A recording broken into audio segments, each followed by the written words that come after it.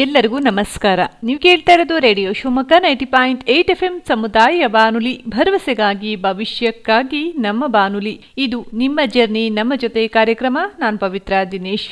ಪಶ್ಚಿಮ ಘಟ್ಟಗಳ ನಯನ ಮನೋಹರ ಹಾಗೂ ದಟ್ಟವಾದ ಹಸಿರಿನ ಮಧ್ಯೆ ಅದೆಷ್ಟೋ ಆಕರ್ಷಕ ಐತಿಹಾಸಿಕ ತಾಣಗಳು ನೆಲೆಸಿದ್ದು ಇಂದಿಗೂ ನಮ್ಮ ಸುತ್ತಮುತ್ತಲಿರುವಂತಹ ಮನಮೋಹಕ ವಾತಾವರಣದಿಂದಾಗಿ ಪ್ರವಾಸಿಗರನ್ನ ಸದಾ ಆಕರ್ಷಿಸುತ್ತಿರುವಂತಹ ಸಾಕಷ್ಟು ಐತಿಹಾಸಿಕ ಸ್ಥಳಗಳು ಇದೆ. ಅಂತಹ ಸ್ಥಳಗಳ ಪೈಕಿ ಕವಲೆದುರ್ಗವೂ ಸಹ ಒಂದು. ಇದು ಮೂಲತಃ ಬೆಟ್ಟದ ಮೇಲಿರುವಂತಹ ದುರ್ಗ ಅಥವಾ ಕೋಟೆ ಪ್ರದೇಶವಾಗಿದ್ದು ತನ್ನ ಸುತ್ತಲಿರುವಂತಹ ಆಕರ್ಷಕ ಪರಿಸರ ಹಾಗೂ ತನ್ನಲ್ಲಿರುವ ಐತಿಹಾಸಿಕ ಕುತೂಹಲಕಾರಿ ವಿಚಾರಗಳಿಂದಾಗಿ ಈ ಕವಲೆದುರ್ಗ ಪ್ರಸಿದ್ಧಿಯಾಗಿದೆ. ಹಾಗಾದ್ರೆ ಸ್ನೇಹಿತರೆ, ಈ ಕವಲೆದುರ್ಗ ಐತಿಹಾಸಿಕ ಸ್ಥಳದ ಬಗ್ಗೆ ಒಂದಷ್ಟು ಮಾಹಿತಿಯನ್ನ ತಿಳ್ಕೊಳ್ಳೋಣ.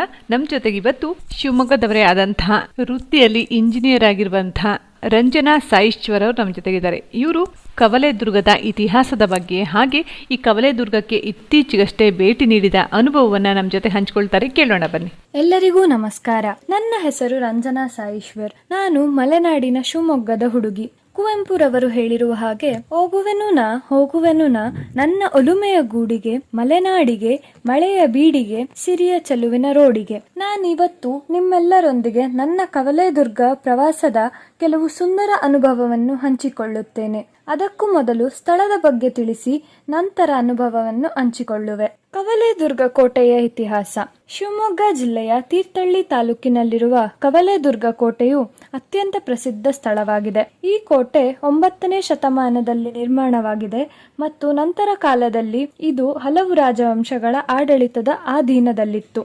ಚಾಲುಕ್ಯರು, ಹೊಯ್ಸಳರು, ವಿಜಯನಗರ ಸಾಮ್ರಾಜ್ಯ ಮತ್ತು ಕೆಳಗಿನ ರಾಜ್ಯದ ಆಡಳಿತಗಾರರು ಈ ಕೋಟೆಯನ್ನು ಆಡಳಿತ ಮತ್ತು ಸೇನಾ ಕೇಂದ್ರವಾಗಿ ಬಳಸಿದ್ದರು.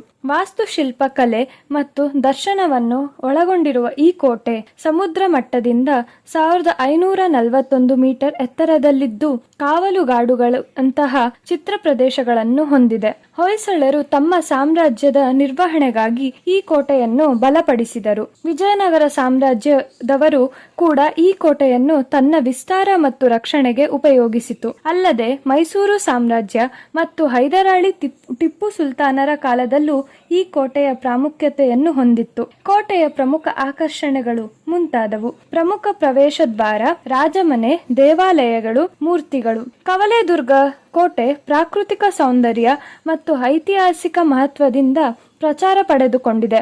ಪ್ರತ್ಯೇಕ ಬಂಡೆಗಳಲ್ಲಿ ನಿಂತಿರುವ ಈ ಕೋಟೆ ಪ್ರಾಕೃತಿಕ ರಕ್ಷಣೆಯನ್ನು ನೀಡುತ್ತದೆ ಮತ್ತು ಪ್ರವಾಸಿಗರಿಗೆ ಶಾಂತಿ ಮತ್ತು ಆನಂದಮಯ ಪರಿಸರವನ್ನು ಒದಗಿಸುತ್ತದೆ. ತೀರ್ಥಹಳ್ಳಿಯಿಂದ ಸುಮಾರು 20 ಕಿಲೋಮೀಟರ್ ದೂರದಲ್ಲಿರುವಂತಹ ಐತಿಹಾಸಿಕ ಸ್ಥಳವಾದಂತಹ ಕವಲೆದುರ್ಗ ಕೋಟೆಯ ಇತಿಹಾಸದ ಕುರಿತಾಗಿ ರಂಜನಾ ಸಾಯಿಶ್ವರ್ ಅವರು ತುಂಬಾ ಚೆನ್ನಾಗಿ ಮಾಹಿತಿಯನ್ನ ಹೇಳಿದ್ರು. ನಂತರದಲ್ಲಿ ಕೂಡ ಇನ್ನಷ್ಟು ವಿಚಾರಗಳನ್ನ ಕವಲೆದುರ್ಗದ ಬಗ್ಗೆ ಹೇಳ್ತಾರೆ, ಕೇಳೋಣ. ಅದಕ್ಕೂ ಮೊದಲು ಒಂದು ಹಾಡು ಕೇಳ್ಕೊಂಡು ಮತ್ತೆ ಬರೋಣ. ಕಾರ್ಯಕ್ರಮ ಮುಂದುವರಿಯುತ್ತದೆ. ಇದು ನಿಮ್ಮ ಜರ್ನಿ ನಮ್ಮ ಜೊತೆ ಕಾರ್ಯಕ್ರಮ. ನೀವು ಕೇಳ್ತಾ ಇರೋದು ರೇಡಿಯೋ ಶಿವಮೊಗ್ಗ 90.8 FM ಸಮುದಾಯ ಬಾನುಲಿ, ಭರವಸೆಗಾಗಿ ಭವಿಷ್ಯಕ್ಕಾಗಿ ನಮ್ಮ ಬಾನುಲಿ. ಮತ್ತೊಮ್ಮೆ ನಿಮ್ಮ ಜರ್ನಿ ನಮ್ಮ ಜೊತೆ ಕಾರ್ಯಕ್ರಮಕ್ಕೆ ಸ್ವಾಗತ. ನೀವು ಕೇಳ್ತಾ ಇರೋದು ರೇಡಿಯೋ ಶಿವಮೊಗ್ಗ 90.8 FM ಸಮುದಾಯ ಬಾನುಲಿ, ಭರವಸೆಗಾಗಿ ಭವಿಷ್ಯಕ್ಕಾಗಿ ನಮ್ಮ ಬಾನುಲಿ. ಇದು ನಿಮ್ಮ ಜರ್ನಿ ನಮ್ಮ ಜೊತೆ ಕಾರ್ಯಕ್ರಮ. ನಾನು ಪವಿತ್ರ ದಿನೇಶ್. ಇದುವರೆಗೆ ಶಿವಮೊಗ್ಗದವರೇ ಆದಂತಹ ರಂಜನಾ ಸಾಯಿಶ್ವರ್ ಅವರು ಕವಲೆದುರ್ಗದ ಇತಿಹಾಸದ ಕುರಿತಾಗಿ ಸಾಕಷ್ಟು ವಿಚಾರಗಳನ್ನ ತಿಳಿಸಿದ್ರು. ಈ ಕವಲೆದುರ್ಗಕ್ಕೆ ಪ್ರವಾಸ ಹೋಗಿದ ಅನುಭವವನ್ನ ಹಂಚಿಕೊಳ್ತಾರೆ, ಕೇಳೋಣ. ಪ್ರವಾಸದ ಅನುಭವವನ್ನು ಹಂಚಿಕೊಳ್ಳುತ್ತೇನೆ. ನಾನು ಕವಲೆದುರ್ಗಕ್ಕೆ ಹೋಗಿದ್ದು ಜೂನ್ 10ರಂದು. ಮೊದಲಿಗೆ ನಾನು ಈ ಸ್ಥಳಕ್ಕೆ ಹೋಗ್ಬೇಕು ಅನ್ನೋ ತರ ಯಾವ ಪ್ಲಾನು ಇರ್ಲಿಲ್ಲ. ಅಂದು ನನ್ನ ಗೆಳತಿ, ಅವಳ ಮನೆ ಭದ್ರಾವತಿಯಲ್ಲಿದೆ, ಅಲ್ಲಿಗೆ ಬರ್ಲಿಕ್ಕೆ ಹೇಳಿದ್ಲು. ಅಲ್ಲಿ ಜೋರು ಮಳೆಯ ಕಾರಣ ಆ ಪ್ಲಾನ್ ಕ್ಯಾನ್ಸಲ್ ಮಾಡಿದ್ವಿ. ಮತ್ತೆ ಈ ವಿಷಯವನ್ನು ನಾನು ನನ್ನ ಅಮ್ಮನಿಗೆ ತಿಳಿಸಿದೆ. ನನ್ನ ಅಮ್ಮ, ಹೇಗೋ ರಜೆ ಇದೆ ಅಲ್ವಾ, ನೀನು ಮತ್ತೆ ನಿನ್ನ ತಮ್ಮ ಇಲ್ಲೇ ಯಾವುದಾದರೂ ಸ್ಥಳಕ್ಕೆ ಹೋಗಿ ಬನ್ನಿ ಎಂದಳು. ನಾನು ಈ ಇನ್ಸ್ಟಾಗ್ರಾಮ್ ಸ್ಟೋರಿಗಳಲ್ಲಿ ನನ್ನ ಗೆಳತಿಯರೆಲ್ಲ ಬೆಟ್ಟ ಗುಡ್ಡಕ್ಕೆ ಹೋಗುತ್ತಿದ್ದದ್ದನ್ನು ನೋಡಿ ಕವಲೆದುರ್ಗಕ್ಕೆ ಹೋಗಬಹುದು ಅಂದುಕೊಂಡೆ. ಕವಲೆದುರ್ಗವೇ ಯಾಕೆ? ನನ್ನ ಗೆಳೆಯರೆಲ್ಲ ಈ ಜಾಗದ ಬಗ್ಗೆ ತುಂಬಾ ಹೇಳುತ್ತಿದ್ದರು. ನನಗೂ ನೋಡುವ ಆಸೆ ಆಯಿತು. ಅದಕ್ಕೆ ನಾನು ಮತ್ತು ನನ್ನ ತಮ್ಮ ಅಲ್ಲಿಗೆ ಹೋಗಲು ನಿರ್ಧರಿಸಿದೆವು. ನನ್ನ ಅಮ್ಮ ಕೂಡ ನಮ್ಮೊಂದಿಗೆ ಹೊರಟರು. ನಾವು ಯಾವುದೇ ಪ್ಲಾನ್ ಮಾಡದೆ ಹೊರಡುವಷ್ಟರಲ್ಲಿ 11 ಗಂಟೆ ಆಯಿತು. ಶಿವಮೊಗ್ಗ ಟು ಕುಂದಾಪುರ ಬಸ್ ಇದೆ. ಅದು ತೀರ್ಥಹಳ್ಳಿ ಮೇಲೆ ಹೋಗುತ್ತೆ. ಅಲ್ಲಿಂದ ಸುಮಾರು 18 ಕಿಲೋಮೀಟರ್ ಒಳಗೆ ಬಂದರೆ ಕವಲೆದುರ್ಗ ಸೇರ್ತೀವಿ. ನಮಗೆ ಇದ್ರ ಬಗ್ಗೆ ಗೊತ್ತಿರಲಿಲ್ಲ. ಅದಕ್ಕೆ ನಾವೇನು ಮಾಡಿದ್ವಿ, ರಿಪ್ಪನ್ಪೇಟೆ ಬಸ್ ಹತ್ತಿ ಅಲ್ಲಿಂದ ತೀರ್ಥಹಳ್ಳಿ ಬಸ್ ಹಿಡಿದು ಆಗ್ರಾ ಗೇಟಲ್ಲಿ ಇಳಿದು ಮತ್ತೆ ಆಟೋ ಹತ್ತಿ ಕವಲೇದುರ್ಗ ಸೇರಿದ್ವಿ. ಅಲ್ಲಿ ತಲುಪೋ ಹೊತ್ತಿಗೆ ಸುಮಾರು 2:10 ಆಗಿತ್ತು. ಇಲ್ಲಿಂದ ಆಕ್ಚುಯಲ್ ಸ್ಟೋರಿ ಶುರು. ನಾವು ಅಲ್ಲಿಗೆ ತಲುಪಿದ ಕೂಡಲೇ ಒಬ್ಬಳು ಅಜ್ಜಿ ಪೆಟ್ಟಿಗೆ ಅಂಗಡಿ ಇಟ್ಟುಕೊಂಡಿದ್ದಳು. ಅವಳು ನಮಗೆ ಬೆಟ್ಟ ಹತ್ತಿ ಇಳಿಯೋದಕ್ಕೆ ಎಷ್ಟು ಸಮಯ ತಗೋಬಹುದು, ಮತ್ತೆ ಹತ್ತುವಾಗ ಏನು ತಗೊಂಡು ಹೋಗ್ಬೋದು, ಏನನ್ನ ತಗೊಂಡು ಹೋಗಬಾರ್ದು ಅನ್ನೋದ್ರ ಬಗ್ಗೆ ತಿಳಿಸಿದಳು. ನಾವು ಅಲ್ಲಿ ಯಾವುದೇ ಥರದ ತಿಂಡಿಗಳನ್ನು ತಗೊಂಡು ಹೋಗೋಕ್ಕೆ ಪರ್ಮಿಷನ್ ಇಲ್ಲ. ಅದಕ್ಕೆ ನಾವೇನು ಮಾಡಿದ್ವಿ, ನಮ್ಮ ಬ್ಯಾಗ್ನ ಅಜ್ಜಿ ಪೆಟ್ಟಿ ಅಂಗಡಿಯಲ್ಲೇ ಇಟ್ವಿ. ನಾವು ತಡ ಮಾಡದೆ ಬಿಸಿ ಬಿಸಿ ಕಾಫಿ ಕುಡಿದ್ವಿ. ಆಮೇಲೆ ಮನೆಯಿಂದ ಕಟ್ಟಿಕೊಂಡು ಬಂದಂತಹ ಪುಳಿಯೋಗರೆ ತಿಂದು ಬೆಟ್ಟ ಹತ್ತಕ್ಕೆ ಹೊರಟ್ವಿ. ಅಲ್ಲಿ ಮೊದಲಿಗೆ ಸೆಕ್ಯೂರಿಟಿ ಗಾರ್ಡ್ ನಮ್ಮ ಹೆಸರು, ಫೋನ್ ನಂಬರ್, ಊರು ಯಾವುದು ಅನ್ನೋದನ್ನು ನೋಟ್ ಮಾಡಿಕೊಂಡ್ರು. ಆಮೇಲೆ ಯಾವುದೇ ಸ್ಪೀಕರ್ ಆಗಲಿ ಅಥವಾ ಕ್ಯಾಮ್ರಾಗಳನ್ನಾಗಲಿ ಅಲ್ಲಿ ತಗೊಂಡೋಗೋ ಹಾಗೆ ಇಲ್ಲ ಅಂತ ನಮಗೆ ತಿಳಿಸ್ಕೊಟ್ರು. ನಂತರ ನಮಗೆ ಹೊರಡಕ್ಕೆ ಪರ್ಮಿಷನ್ ಕೊಟ್ಟರು. ವಾಪಸ್ ಎಷ್ಟೊತ್ತಿಗೆ ಬರಬೇಕು ಅನ್ನೋದನ್ನು ನಮಗೆ ಹೇಳಿದ್ರು. ನಾವು ಹೋಗಿದ್ದು ಸೋಮವಾರ ಆಗಿದ್ರಿಂದ ತುಂಬಾ ಕಡಿಮೆ ಜನ ಬಂದಿದ್ದರು. ಹಿಂದಿನ ದಿನ ಭಾನುವಾರ ಆಗಿದ್ರಿಂದ ಸುಮಾರು 2,000 ಜನ ಬಂದಿದ್ರಂತೆ. ನಾವು ಬೆಟ್ಟ ಹತ್ತಕ್ಕೆ ಶುರು ಮಾಡಿದ್ದು ಸುಮಾರು 2:30 ಆಗಿತ್ತು. ಮೊದಲಿಗೆ ಒಂದು ಸಣ್ಣ ಗದ್ದೆ ಸಿಗುತ್ತೆ, ಅದನ್ನು ದಾಟಿದ್ಮೇಲೆ ಬೆಟ್ಟ ಸಿಗುತ್ತೆ. ಗದ್ದೆ ಪೂರ ಹಚ್ಚ ಹಸಿರಿನಿಂದ ಕೂಡಿತ್ತು. ನಾವು ವಾಪಸ್ಸು 4 ಗಂಟೆ ಅಷ್ಟೊತ್ತಿಗೆ ಬರಬೇಕು ಅಂತ ಸೆಕ್ಯೂರಿಟಿ ಅವರು ಹೇಳಿ ಕಳಿಸಿದ್ದರು. ಎಲ್ಲರ ಥರ ನಾವು ಬೆಟ್ಟದ ಸ್ಟಾರ್ಟಿಂಗಲ್ಲಿ ಒಂದು ಫೋಟೋ ತಗೊಂಡ್ವಿ. ನಾನು ಕೊಡ್ಚಾದ್ರಿ, ಎತ್ತಿನಭುಜ, ಕ್ಯಾತನ್ಮಕ್ಕಿ ಅಂತ ಬೆಟ್ಟಗಳನ್ನು ನೋಡಿದ್ರಿಂದ ನನಗೆ ಮುಂದೆ ಇನ್ನೂ ಸುಂದರವಾಗಿರೋ ವ್ಯೂಗಳಿರುತ್ತೆ, ಅಲ್ಲಿ ಫೋಟೋ ತಗೋಬೋದು ಅನ್ನೋದು ಗೊತ್ತಿತ್ತು. ನಾನು ನನ್ನ ಅಮ್ಮ ಮತ್ತು ತಮ್ಮನಿಗೆ ಇದು ಅವರ ಮೊದಲ ಟ್ರಕ್ಕಿಂಗ್ ಆದುದರಿಂದ ಇದನ್ನು ತಿಳಿಸಿ ಬೇಗ ಬೇಗ ಹೆಜ್ಜೆ ಹಾಕೋಣ ಎಂದು ಹೇಳಿದೆ. ಈ ಸ್ಥಳ ನನಗೆ ಕೊಡ್ಚಾದ್ರಿ, ಎತ್ತಿನಭುಜಗಳಿಗಿಂತ ವಿಭಿನ್ನ ಎಂದು ಏಕೆ ಅನಿಸಿತು ಎಂದರೆ ಅಲ್ಲಿನ ಕಾಲುದಾರಿ ಮಣ್ಣಿನದು, ಆದರೆ ಇಲ್ಲಿ ಕಲ್ಲುಗಳ ಮೇಲೆ ಹತ್ತಬೇಕಾಗಿತ್ತು. ಇದು ಹೇಗೆ ಅನಿಸಿತ್ತು ಎಂದರೆ ನಿಸರ್ಗವೇ ನಮಗೆ ಮೆಟ್ಟಿಲು ಹಾಸಿದಂತೆ ಅನಿಸಿತು. ತುಂಬ ಕಡಿಮೆ ಜನ ಇದ್ದಿದ್ದರಿಂದ ಈ ಸ್ಥಳ ಬಹಳಷ್ಟು ಪ್ರಶಾಂತವಾಗಿತ್ತು. ಅಲ್ಲಿರುವ ಕೀಟಗಳು ಜೋರು ಸದ್ದು ಮಾಡುತ್ತಿದ್ದವು. ಈ ಸಿಟಿಯಲ್ಲಿರುವ ನಮಗೆ ಬರೀ ಟ್ರಾಫಿಕ್ ಸೌಂಡೇ ಕೇಳಿರ್ತೀವಿ, ಆದರೆ ಈ ಕೀಟಗಳ ಸದ್ದು ಕಿವಿಗೆ ಬಿದ್ದಾಗ ಏನೋ ಒಂಥರ ಮನಸ್ಸಿಗೆ ಸಮಾಧಾನ. ಕವಲೇದುರ್ಗ ಹೋಗಿದಂತಹ ಪ್ರವಾಸದ ಅನುಭವವನ್ನ ರಂಜನಾ ಸಾಯಿಶ್ವರವರು ತುಂಬಾ ಚೆನ್ನಾಗಿ ವಿವರಿಸ್ತಾ ಇದ್ರು. ನಂತರದಲ್ಲಿ ಅವರ ಪ್ರವಾಸದ ಅನುಭವವನ್ನ ಹೇಳ್ತಾರೆ, ಕೇಳೋಣ. ಅದಕ್ಕೂ ಮೊದಲು ಒಂದು ಹಾಡು ಕೇಳ್ಕೊಂಡು ಮತ್ತೆ ಬರೋಣ. ಕಾರ್ಯಕ್ರಮ ಮುಂದುವರಿಯುತ್ತದೆ. ಇದು ನಿಮ್ಮ ಜರ್ನಿ ನಮ್ಮ ಜೊತೆ ಕಾರ್ಯಕ್ರಮ. ನೀವು ಕೇಳ್ತಾ ಇರೋದು ರೇಡಿಯೋ ಶಿವಮೊಗ್ಗ 90.8 FM ಸಮುದಾಯ ಬಾನುಲಿ, ಭರವಸೆಗಾಗಿ ಭವಿಷ್ಯಕ್ಕಾಗಿ ನಮ್ಮ ಬಾನುಲಿ. ಮತ್ತೊಮ್ಮೆ ನಿಮ್ಮ ಜರ್ನಿ ನಮ್ಮ ಜೊತೆ ಕಾರ್ಯಕ್ರಮಕ್ಕೆ ಸ್ವಾಗತ. ನೀವು ಕೇಳ್ತಾ ಇರೋದು ರೇಡಿಯೋ ಶಿವಮೊಗ್ಗ 90.8 FM ಸಮುದಾಯ ಬಾನುಲಿ, ಭರವಸೆಗಾಗಿ ಭವಿಷ್ಯಕ್ಕಾಗಿ ನಮ್ಮ ಬಾನುಲಿ. ಇದು ನಿಮ್ಮ ಜರ್ನಿ ನಮ್ಮ ಜೊತೆ ಕಾರ್ಯಕ್ರಮ. ನಾನು ಪವಿತ್ರ ದಿನೇಶ್.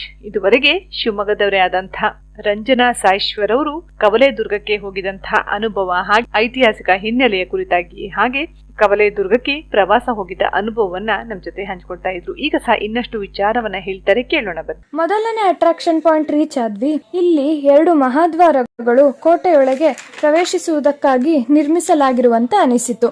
ನನ್ನ ತಮ್ಮ ಶಾರುಖ್ ಖಾನ್ ರೀತಿಯಲ್ಲಿ 2 ಕೈಗಳನ್ನು ಚಾಚಿ ಆ ದ್ವಾರಗಳ ಮಧ್ಯೆ ನಿಂತು ಪೋಸ್ ಮಾಡಿದ.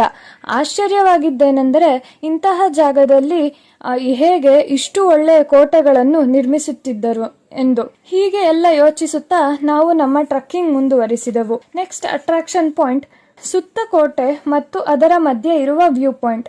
ಅಲ್ಲಿಂದ ನಾವು ಸುತ್ತಲಿನ ನಿಸರ್ಗ, ಇಲ್ಲಿನ ಕೊಳ, ಮೋಡ, ಜಿನುಗುವ ಮಳೆ, ತಂಪಾದ ವಾತಾವರಣ ಇದನ್ನೆಲ್ಲ ನೋಡಿ ಯೋಗರಾಜ್ ಭಟ್ರ ಮುಂಗಾರು ಮಳೆ ಡೈಲಾಗಲ್ಲಿ ಗಣೇಶ್ ಹೇಳುವಾಗ ಈ ನಿಮ್ಮ ನೆನಪು, ಬಿಕ್ನಾಸಿ ಮಳೆ, ನಿಮ್ಮ ನಗು ಅನ್ನೋ ಹಾಗೆ ನಮಗೆ ಇಲ್ಲಿನ ಈ ಮೋಡ, ಈ ಜಿನುಗುವ ಮಳೆ, ಈ ತಂಪಾದ ಗಾಳಿ ಅನ್ನೋ ಥರ ಫೀಲಲ್ಲಿ ಡೈಲಾಗ್ ಬಂತು. ಇದಾದ್ಮೇಲೆ ನಾವು ಹಂಗೆ ಗುಡ್ಡ ಹತ್ತಾ ಹೋದಂಗೆ ಶ್ರೀಕಂಠೇಶ್ವರ ದೇವಸ್ಥಾನ, ಅದರ ಮುಂದಕ್ಕೆ 2 ದೊಡ್ಡ ಕಂಬಗಳು ಮತ್ತು ಮುಕ್ಕಾದ ಬಸವ ಕಾಣಿಸಿತ್ತು. ಇಲ್ಲಿಂದನೂ ವ್ಯೂ ಪಾಯಿಂಟ್ ತುಂಬ ಚೆನ್ನಾಗಿ ಕಾಣಿಸ್ತು. ಅದಾದ್ಮೇಲೆ ಇನ್ನೊಂದು ಗುಡ್ಡ ಹತ್ತಿದ್ರೆ ಅಲ್ಲೊಂದು ಬೆಟ್ಟ ಇದೆ, ಅಲ್ಲೊಂದು ದೇವಸ್ಥಾನ ಇದೆ. ದೇವಸ್ಥಾನ ಮಳೆ ಬಂದ ಕಾರಣ ಆ ಗುಡ್ಡ ಹತ್ತಕ್ಕೆ ಹಿಂದೆ ಮುಂದೆ ನೋಡ್ತಿದ್ವಿ ನಾನು, ನನ್ನ ತಮ್ಮ. ನನ್ನ ಅಮ್ಮ ಆಗ ಒಂದು ಮಾತು ಹೇಳಿದ್ರು, ನೀವು ಪ್ರಕೃತಿ ಮೇಲೆ ನಂಬಿಕೆ ಇಡಬೇಕು, ಮೊದಲು.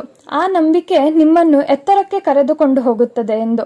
ಈ ಮಾತು ಕೇಳಿದ ಮೇಲೆ ನಾನು ಮತ್ತೆ ನನ್ನ ತಮ್ಮ ಗುಡ್ಡ ಹತ್ತಿದ್ವು. ಅಲ್ಲಿಂದ ವ್ಯೂ ತುಂಬಾನೇ ಸುಂದರವಾಗಿ ಕಾಣಿಸಿತು. ವಾಟ್ ದ ಕ್ಲೈಂಬಿಂಗ್ ಅಂದುಕೊಂಡೆವು. ಅಷ್ಟರಲ್ಲಿ ಅಲ್ಲಿ ಒಬ್ಬರು ಗಾರ್ಡ್, ಇನ್ನು ಮುಂದೆ ಹೋದರೆ ನೋಡಬೇಕಾದ ಎಷ್ಟೊಂದು ಜಾಗಗಳಿದೆ, ತಡ ಮಾಡಬೇಡಿ ಎಂದರು. ನಾವು ಅವರು ಹೇಳಿದ ಹಾಗೆ ಕೇಳಿ ಮುಂದೆ ನಡೆದವು. ಈ ನೋಡಿದಂಗೆ ಕಂಬಗಳು ಚೌಕಾಕಾರದಲ್ಲಿ ನಿಲ್ಲಿಸಿದ್ದರು. ಎಷ್ಟು ಅದ್ಭುತವಾಗಿ ಇದನ್ನ ನಿರ್ಮಿಸಿದ್ರು. ಇದನ್ನೆಲ್ಲ ನಾವು ಮಳೆಯಲ್ಲಿ ನೋಡಿದ್ರಿಂದ ಇನ್ನೂ ಸುಂದರವಾಗಿ ಕಾಣಿಸುತ್ತಿತ್ತು. ಅಲ್ಲೇ ಸ್ವಲ್ಪ ದೂರದಲ್ಲಿ ಕೊಳ ಒಂದಿತ್ತು. ಮಳೆಗಾಲ ಪ್ರಾರಂಭವಾಗಿ ಇನ್ನು ಕೆಲವೇ ದಿನಗಳು ಆದುದರಿಂದ ಇನ್ನೂ ಅದು ತುಂಬಿರಲಿಲ್ಲ. ಆದರೆ ಅಲ್ಲಿಂದ ಕಂಡಂತಹ ಸುಂದರವಾದ ಪ್ರಕೃತಿ ನಮ್ಮ ಮನಸ್ಸಿಗೆ ಹೇಳಲಾಗದಷ್ಟು ಸಂತೋಷವನ್ನು ಮೂಡಿಸಿತು. ಸ್ವರ್ಗದಲ್ಲೇ ಇದ್ದೀವೇನೋ ಅನ್ನೋ ಅಷ್ಟು ಖುಷಿ ತಂದ್ಕೊಡ್ತು ನಮಗೆ. ನಾವು ಅಲ್ಲಿ ತಲುಪಿದಾಗ 3:15 ಆಗಿತ್ತು. ನಾವು ಲೇಟಾಗಿ ಟ್ರೆಕ್ಕಿಂಗ್ ಸ್ಟಾರ್ಟ್ ಮಾಡಿದ್ರಿಂದ ಅಲ್ಲಿ ಕುಳಿತುಕೊಂಡು ನಿಸರ್ಗವನ್ನು ಸವಿಯುವಷ್ಟು ಟೈಮ್ ಸಿಗಲಿಲ್ಲ. ನಮಗೆ ಅಲ್ಲಿಂದ ಬರಬೇಕು ಅಂತಾನೆ ಅನಿಸ್ತಿರ್ಲಿಲ್ಲ. ಆದರೆ ಸಮಯದ ಅಭಾವದಿಂದ ನಮಗೆ ಬೇರೆ ಆಪ್ಷನ್ನೇ ಇರಲಿಲ್ಲ. ನಾವು ಅಲ್ಲಿಂದ ಬೆಟ್ಟವನ್ನು ಇಳಿಯೋದಕ್ಕೆ ಸ್ಟಾರ್ಟ್ ಮಾಡಿದ್ವಿ. ನಮಗೆ ನಮ್ಮ ಪ್ರಯಾಣದ ಉದ್ದಕ್ಕೂ ಅಲ್ಲಿನ 3-4 ನಾಯಿಗಳು ಜೊತೆ ನೀಡಿದವು. ಅವು ಎಷ್ಟು ಎಚ್ಚರಿಕೆಯಿಂದ ನಾವು ನಿಂತಲ್ಲೇ ನಿಂತು ನಾವು ಕೊನೆಯದಾಗಿ ನಮ್ಮ ಬಸ್ ಸ್ಟ್ಯಾಂಡ್ ರೀಚ್ ಆಗೋವರೆಗೂ ನಮ್ಮೊಂದಿಗೆ ಇತ್ತು. ಅದಕ್ಕೆ ಸ್ವಲ್ಪ ಬಿಸ್ಕೆಟ್ಸ್ ಹಾಕಿ ಅದಕ್ಕೆ ಟಾಟಾ ಹೇಳಿದ್ವಿ. ಬೆಟ್ಟ ಇಳಿಯುವಾಗ ಮನಸ್ಸಿನಲ್ಲಿ ನಮಗೆ ತುಂಬಾ ಇಷ್ಟವಾದ ವಸ್ತುವನ್ನು ಅಥವಾ ನಮಗೆ ತುಂಬಾ ಇಷ್ಟವಾದವರನ್ನು ಬಿಟ್ಟು ಹೋಗುವಾಗ ಆಗುವ ನೋವಾಗುತ್ತಲ್ಲ, ಆ ಥರ ನೋವು ಉಂಟಾಯಿತು. ಆದರೂ ಹಿಂದಿರುಗಲೇಬೇಕು ಅಲ್ವಾ? ಎಲ್ಲ ನೋಡಿ ಬರುವ ಅಷ್ಟರಲ್ಲಿ ಸುಮಾರು 4:45 ಆಗಿತ್ತು. ನಮ್ಮ ಸಾಮಾನುಗಳನ್ನು ಹಿಂದಕ್ಕೆ ಪಡೆದು ಬಸ್ ಸ್ಟ್ಯಾಂಡ್ ಕಡೆಗೆ ತೆರಳಿದೆವು.